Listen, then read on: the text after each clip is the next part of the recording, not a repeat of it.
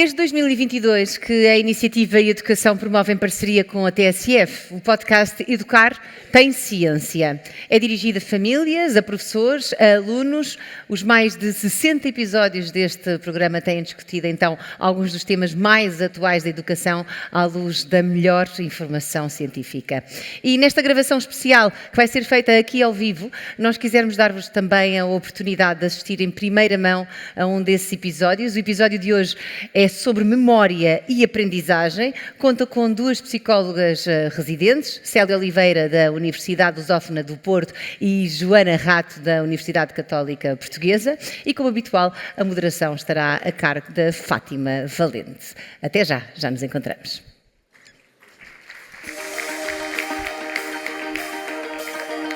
Boa tarde, Fátima.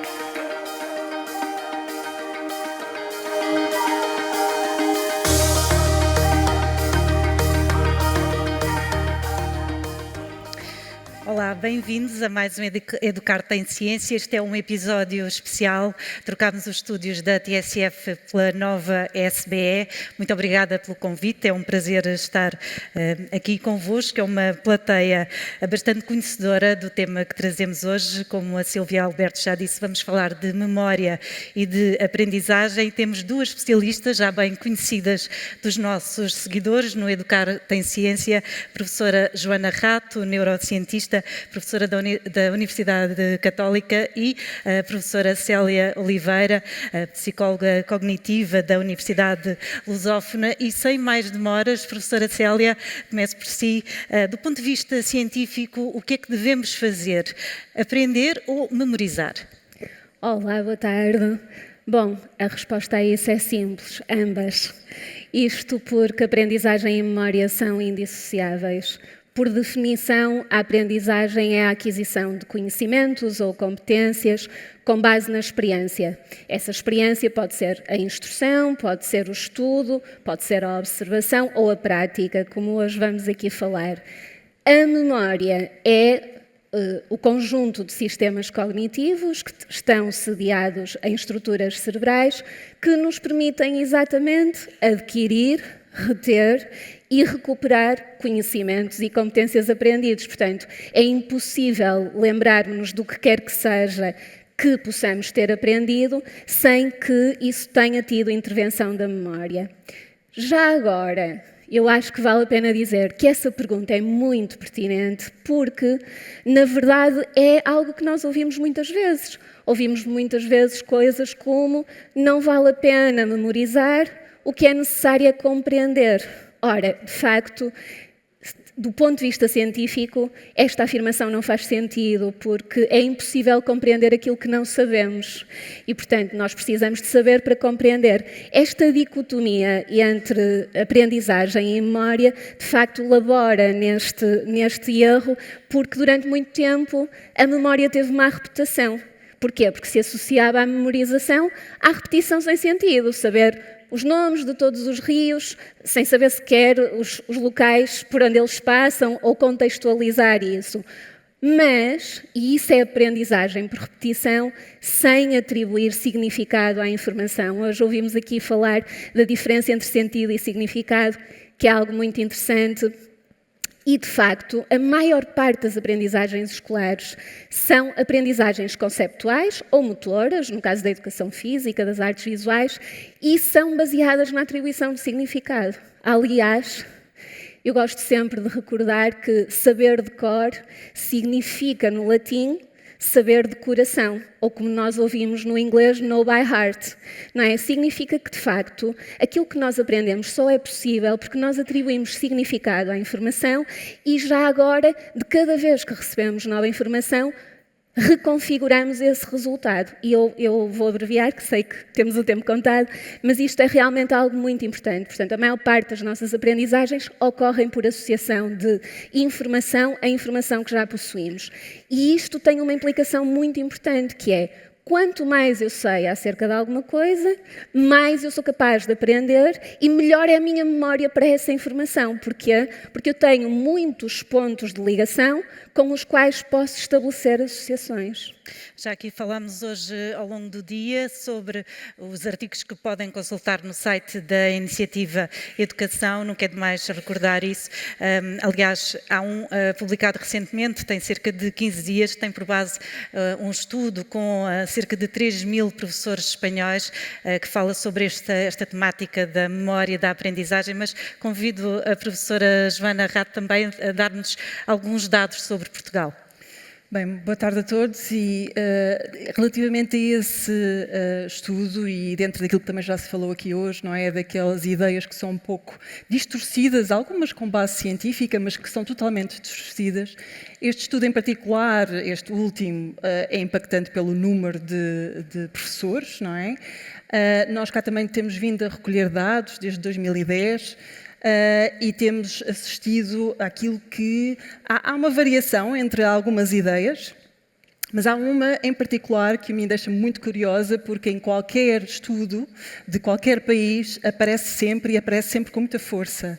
De força no sentido em que a percentagem está sempre acima dos 80%, alguns estudos falam em 80%, outros em 90%, ou seja, em cada 9, não é, de 9 em 10 professores, ou 8 em 10 professores, de acordo com então as amostras que depois são recolhidas, há um que é de alguma forma surpreendente, como está sempre presente no pensamento dos professores, que está relacionado aos estilos de aprendizagem preferenciais. E deixa-me curiosa de perceber porque é que há uns que são tão fortes e outros acabam por estar um pouco mais diluídos e acaba por, do que é discutido também nesse trabalho, é que pode não ser totalmente universal, mas que há aqui algumas ideias que acabam por, independentemente do país, estar presente, e este em particular tem muita força e é bastante antigo. E uma das coisas que se discute está também relacionada àquilo que hoje também já se falou aqui, que é da própria formação. E daquilo que é a formação que acaba por não ter esta visão mais científica e no qual que nos permite separar entre aquilo que são algumas teorias ou modelos, nos quais são facilmente... ajuda-nos até a pensar de alguma forma como, não é, utilizamos as vias de entrada da informação no cérebro, mas que depois, em termos práticos, não se verifica efetivamente isto está a acontecer e modificar ensinos a pensar em estilos de aprendizagem preferenciais. Até à data não há nenhum estudo que de facto comprove isto.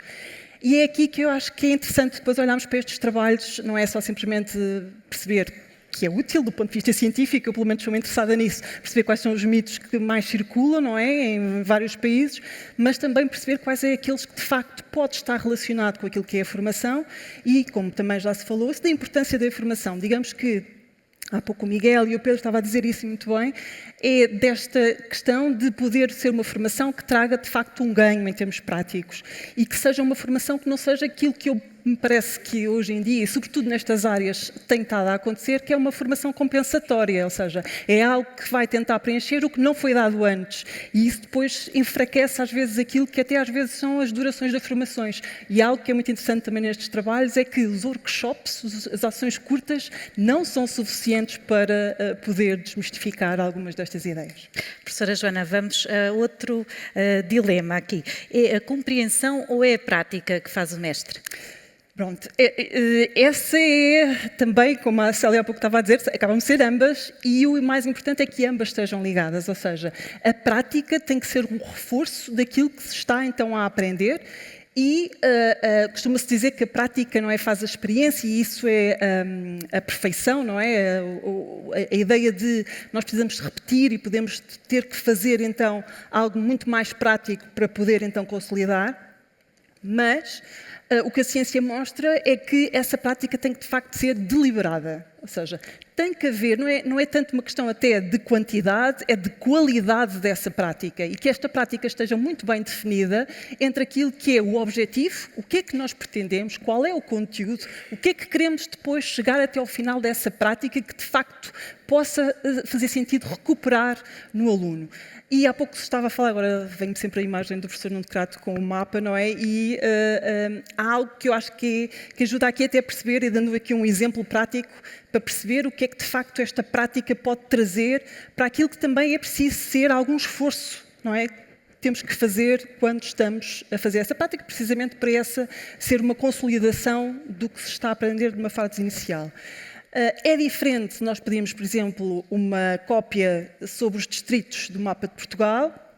É diferente nós pedimos então uma lista desses distritos do que, por exemplo, perguntar e fazer um exercício que implique qual o distrito que fica entre a Guarda e Porto Alegre.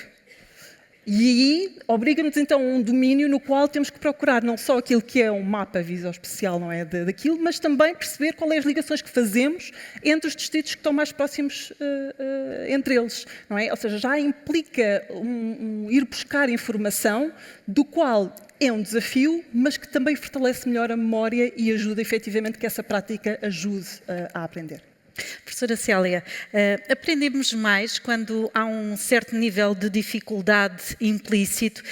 Eu sei que há conceitos do desporto, nomeadamente do basquetebol, que podem ser aplicados à educação. Quer explicar? Sim, são duas ideias independentes, mas interligadas. Uma das coisas que nós sabemos das ciências cognitivas é que para aprender é necessário esforço mental. Ou seja, é necessário mobilizarmos os recursos cognitivos e, portanto, as tarefas têm de ter algum grau de dificuldade. Na ciência cognitiva chama-se isso dificuldades desejáveis, porque são, de facto, as dificuldades que elicitam a mobilização dos nossos recursos cognitivos, como já vimos, como, por exemplo, a atenção e a memória, que habilitam, suportam a aprendizagem. Há uma estratégia de aprendizagem informada por este conhecimento científico e, nomeadamente, pelo funcionamento da memória, muito interessante, que é a prática intercalada. E a prática intercalada consiste em quê? Consiste em, após uma exposição inicial a um conteúdo e aos seus diversos subconteúdos, essa aprendizagem, em lugar de ser reforçada, consolidada sequencialmente, primeiro estudo um subtópico, depois outro subtópico, depois o outro, essa prática, essa consolidação é aleatorizada. E o que a investigação mostra é que os melhores resultados são quando nós aleatorizamos, nem é quando alternamos, é quando aleatorizamos. Recentemente foi publicado um estudo muito interessante, saiu no final de setembro, num jornal científico sobre desporto, e provavelmente temos aqui professores de educação física, que aplicou isto ao lançamento em suspensão, com grupos de meninas que praticam basquetebol e que foram divididas em dois grupos. O estudo é mais complexo, mas eu vou simplificar muito. Dois grupos. Um dos grupos treinou então este lançamento em suspensão a partir de diferentes distâncias e esse treino foi aleatorizado. Imaginemos distância 3, distância 1, distância 2 e assim sucessivamente. Um outro grupo treinou exatamente as mesmas distâncias, mas de forma sequencial ou em bloco, aquilo que nós chamamos em bloco, ou seja, treinaram repetidamente a partir de uma distância, depois a partir de outra e assim sucessivamente. Bom, depois de algum tempo, as meninas foram testadas e o que se verificou é que as que treinaram aleatoriamente as diferentes distâncias tiveram muito mais sucesso no lançamento e conseguiram encestar muito mais. Isto é muito interessante porque mostra-nos duas coisas. Este efeito das dificuldades desejáveis obriga-nos a um esforço de recuperação das estratégias que nós usamos em cada momento para resolver um determinado problema e, portanto, promove a consolidação da aprendizagem. E esta estratégia tem mostrado evidência em imensas disciplinas, imensos conteúdos diferentes, desde que estejamos a treinar subconteúdos de um mesmo tópico. Portanto, não se trata de estudarmos alternadamente português, matemática, geografia, português, matemática, não é isso. É, dentro do estudo de um determinado conteúdo, os subtópicos desse conteúdo serem misturados, como se diz na literatura anglófona.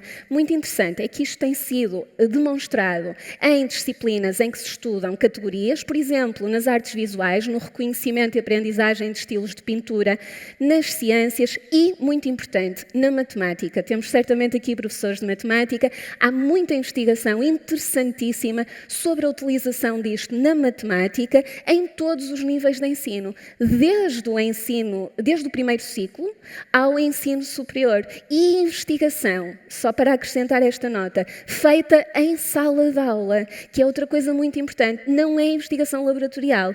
É a investigação feita em sala de aula. Há um estudo de 2019 que eu recomendo muito aos professores de matemática, de Rohrer e colaboradores, em que eles fizeram um estudo com mais de 850 alunos de 50 e tal turmas, em que mostraram a aplicação disto ao longo de um semestre no 7º ano de escolaridade. E, portanto, vale mesmo muito a pena. Só 2 notas. Os benefícios disto. Quando nós estudamos desta forma aleatorizada, nós mantemos muito mais a atenção na tarefa. Porque todos nós já tivemos essa experiência de responder a um exercício de matemática mais ou menos igual 10 vezes. E depois a outro exercício em que aplicamos a mesma fórmula outras 10 vezes. Isto não só não beneficia a aprendizagem, como se torna monótono. Portanto, esta aleatorização mantém a atenção e o envolvimento na tarefa. Como é que isto pode ser aplicado? Pelos alunos na própria organização do seu estudo e dos seus exercícios, pelos professores quando estão precisamente a implementar a prática, a consolidação dos conhecimentos na organização das tarefas que propõem aos alunos, e já agora, hoje ouvimos falar de manuais escolares, também isto pode, e a investigação recomenda, que seja aplicado aos manuais escolares. Ficam as dicas do treino intervalado. Professora Joana, e como é que o cérebro retém melhor a aprendizagem, a matéria? É quando se estuda de forma contínua ou é quando se estudam horas a fio, por exemplo, na véspera de um teste a fazer uma direta? Bom, eu acho que todos sabemos a resposta a esta pergunta. Digamos que, e é bastante claro, em termos de investigações, sejam das ciências cognitivas, das neurociências, que fazer uma direta é o maior disparate que nós podemos fazer, sendo que todos nós já tivemos em momentos de aperto e recorremos a ela. E se calhar recordamos, quando submetemos a este procedimento, que há assim alturas em que parece que estamos um vazio, não é? Parece que está assim, estamos numa nuvem, porque já é o nosso cérebro a dar sinais de não estamos a conseguir, porque estamos, de facto, o que estamos a fazer é uma sobrecarga. É uma sobrecarga brutal, do qual estamos a exigir algo que não vai dar bom resultado.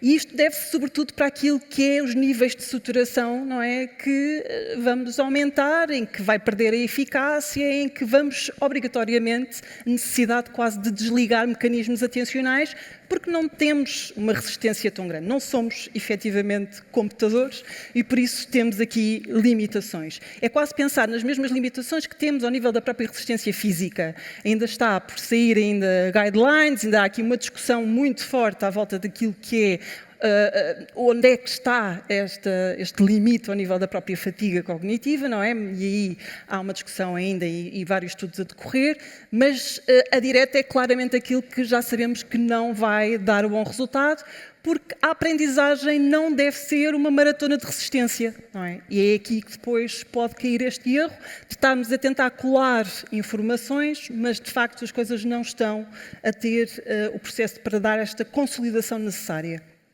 E até se formos olhar para os estudos relativamente ao sono, percebemos que, efetivamente, o dormir é parte integrante daquilo que depois também nos ajuda a aprender, porque é uma altura que nos permite, efetivamente, fazer esta consolidação de memórias. Por isso, é necessário incluir o sono também, e o descanso e as pausas regulares, para podermos ter uma melhor resposta àquilo que queremos aprender. E há algo que eu acho que é sempre curioso fazermos um pouco este pensamento de o tentar é fazer e poder criar estes blocos nesta tentativa ilusória, se calhar se nós concentrarmos tudo, se calhar conseguimos depois apanhar, não é, toda essa informação. O que é certo é que nós, efetivamente, o tempo ajuda-nos depois, como a Célia também estava a explicar, ajuda-nos depois também, precisamos de tempo para pensar, precisamos de tempo para consolidar e concentrar tudo e não haver esta mínima funcionalidade em termos de intervalos não vai de todo ajudar. E o sono em particular, era isto que eu estava agora aqui a pensar no exemplo, que pronto, vai-se buscar também os computadores, é sempre uma forma também de fazer esta associação, que é o estarmos a fazer diretas, é como se estivéssemos então a gravar fecheiros no computador sem clicar no gravar. e é aqui que eu acho que exemplifica bem, não é? Aquilo que nós não vamos conseguir retirar se estivermos a fazer este procedimento em bloco, a exagerar, noites a fio, não vai dar resultado. Professora Célia, por falar em testes, fazer testes frequentes ao longo do período, ao longo do semestre, ajuda a consolidar a aprendizagem que foi feita ou é melhor concentrar em testes, menos testes e em não repetir a matéria nesses testes? Como é que funciona melhor? Testar para aprender. Ou seja, não se trata de testar para avaliar por avaliar, isso faz parte também, mas testar para aprender. E, de facto, testarmos-nos, isto é, procurarmos perceber o que é que nós sabemos, é uma das estratégias mais poderosas de aprendizagem. Uma coisa que eu acho fascinante é que as estratégias de aprendizagem mais eficazes são bastante contraintuitivas, porque, efetivamente, elas não vão ao encontro daquilo que é mais intuitivo e mais comum. E esta é uma delas. Eu vou ser muito breve. Um dos estudos que está na base da demonstração deste efeito, que é conhecido das ciências cognitivas há muito tempo, é um estudo da primeira década deste século, em que se deu a ler a um grupo de alunos um excerto de 250 palavras.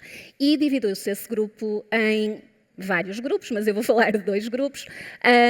E o que é que aconteceu? Um primeiro grupo leu 4 vezes este excerto. Leu repetidamente 4 vezes.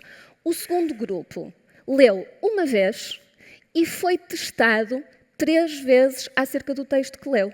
Portanto, respondeu a perguntas acerca do texto que leu 3 vezes. Quando os grupos foram avaliados 5 minutos depois destas condições, o que se verificou é que não houve grande diferença no desempenho entre eles. Mas, quando foram avaliados uma semana depois com uma prova incidental ou acidental, isto é, um teste de surpresa, o que é que aconteceu? Os alunos que tinham lido o texto uma vez e testado 3 vezes, apenas esqueceram 14% do que tinham aprendido, da informação. Os alunos que leram 4 vezes esqueceram 50% da informação que tinham aprendido.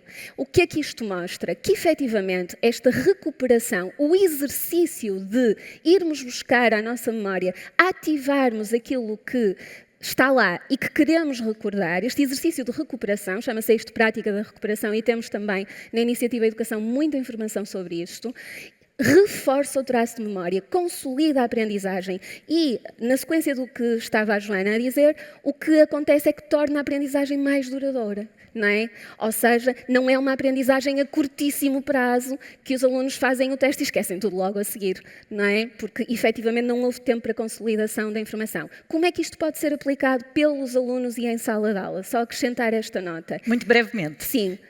Os alunos, no estudo autónomo, podem fazer isto respondendo a fichas de exercícios, pedindo à inteligência artificial para lhes fazer perguntas, explicando a matéria aos colegas, recitando. E há aqui uma coisa muito importante, que é verificar sempre, comparar aquilo que respondemos com os conteúdos, porque isso permite-nos perceber o que é que já sabemos e o que é que precisamos de saber mais. Os professores na sala de aula podem também usar esta estratégia e usam-na, por exemplo, quando recapitulam a aula e perguntam aos alunos: lembram-se do que estudamos na aula anterior? Já agora, uma dica importante: fazer uma pausa, dar tempo para os alunos que não se lembram imediatamente conseguirem recuperar essa informação, porque eles vão se lembrar muito melhor se, na sequência desse esforço a recordarem, forem capazes de se lembrar. Este exercício pode ser feito a meio da aula e no fim da aula, por exemplo, pedir aos alunos para dizerem ou escreverem 2 coisas que aprenderam naquela aula.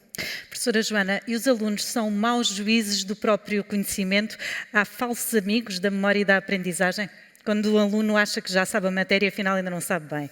Pois, e muito relacionado, sempre que nós até, e mesmo do que a Célia estava aqui a indicar, não é? Se sobretudo estiver algo fresco, há sempre uma ideia, não é, que a informação está cá. E isto não é mau, ainda bem que a informação está cá, mas que quando depois queremos aprofundar, não é, e queremos algo mais técnico, mais especializado, ou seja, mais do domínio do conteúdo, aí há um pouco uma ilusão do saber, porque há algo que, em termos de conceitos, às vezes até pode ser familiar, há alguma informação que está presente de alguma forma, como se pensássemos aqui, há aqui uma informação em nuvem, não é? Mas depois, quando somos confrontados, quando temos que então arriscar em testes, não é? Aqui há uma necessidade de um esforço e é nesse esforço que é bom existir, é como se fosse a tal dificuldade momentânea na qual vamos então fazer esta recuperação e é aqui que nós depois somos mais fiáveis sobre o que sabemos ou não sabemos, porque sem fazer isto nós lemos uma vez, está assim umas ideias, às vezes até perguntamos, então o que é que deste? E ele está, então eu sei isto e tal, está ali tudo à frente, se tiver tudo à frente é muito mais fácil, não é? E há uma grande ilusão daquilo que se sabe. Quando de facto se confronta em que tem que escolher uma resposta, ou tem que efetivamente perceber quais são as ligações, não é, do que se está, do conteúdo que se está a trabalhar, aí sim é que há um confronto do qual se percebe que se calhar ainda não se domina tudo e daí esta estratégia é que melhor ajuda também o próprio aluno a monitorizar aquilo que efetivamente sabe ou não sabe. Professoras Célia e Joana, estamos a chegar ao fim deste episódio. Quais são as principais ideias a reter sobre memória e aprendizagem? Professora Célia. Eu deixaria duas ideias. A primeira é de que, efetivamente, esta dicotomia entre aprendizagem e memória não é uma dicotomia, é um uníssono. A aprendizagem precisa da memória para acontecer e, portanto, a aprendizagem e memória são indissociáveis. A memória é o conjunto dos sistemas cognitivos que nos permite aprender. Compreendermos o funcionamento da memória, como hoje vimos aqui ao longo do dia, é fundamental para percebermos como é que aprendemos. E as estratégias mais eficazes de aprendizagem são aquelas que se baseiam no conhecimento da memória, não são reler várias vezes o mesmo texto, sublinhar muito, destacar com muitas cores, fazer resumos em que copiamos partes do texto. Estas estratégias são pouco eficazes. As estratégias mais eficazes são aquelas de que aqui falamos, algumas das que aqui falamos, recuperar a informação, espaçar o estudo e intercalar conteúdos relacionados entre si. Professora Joana. Bom, eu se calhar deixo duas notas, se calhar uma mais para professores e outra mais para alunos. Alunos vai no seguimento do que a Célia estava aqui a dizer e num treino organizado, um treino de estudo, também pode ser estruturado, deve ser estruturado, precisamente até para podermos equilibrar muito esta questão de o tempo de estudo, fasear, poder ter intervalos então curtos e isto ajuda-nos depois a organizar então as ideias sobre aquilo que estamos a estudar e dar o tempo necessário para consolidar. Para os professores, esta questão mais ao nível daquilo que é a prática e de facto que este desafio seja adequado àquilo que também é o nível de conhecimento em que o aluno possa então depois já utilizar essa prática para pensar ativamente, porque é isto que deve precisar a prática, não só simplesmente fazer uma atividade, mas que essa atividade possa efetivamente ajudar o aluno a pensar ativamente para que possa depois fazer estas ligações necessárias, porque na verdade o cérebro também é isso que procura, não é? É fazer estas pontes, estes padrões e poder então fazer este reforço sobre o que está a aprender. Agradeço desde já às professoras Joana e Célia, agradeço também esta magnífica plateia, foi um episódio especial do Educar tem Ciência, na primeira conferência da Iniciativa Educação. Agradecer também à Rafaela e à Andreia na interpretação gestual, foi um bónus hoje para o nosso podcast. Despeço-me aqui da nova SBE, obrigada a todos, deixo desde já o convite para nos seguirem nas plataformas de podcast. O próximo episódio já não vai ser ao vivo, mas encontramos-nos então nas plataformas habituais. Até uma próxima oportunidade e até para a semana.